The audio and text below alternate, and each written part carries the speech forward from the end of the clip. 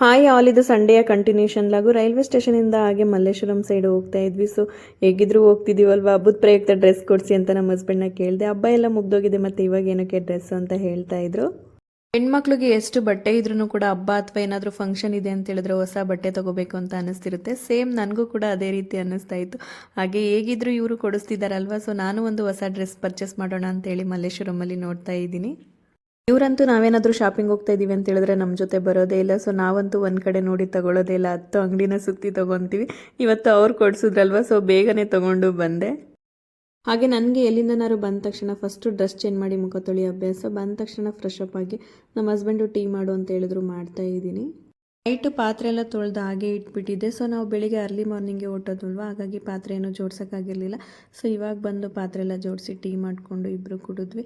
ಈ complete video ಇಷ್ಟ ಆಗಿದ್ರೆ ಲೈಕ್ ಮಾಡಿ, ಸಪೋರ್ಟ್ ಮಾಡಿ, ನನ್ನ ಚಾನಲ್ನ ಸಬ್ಸ್ಕ್ರೈಬ್ ಮಾಡ್ಕೊಳ್ಳಿ. Thank you.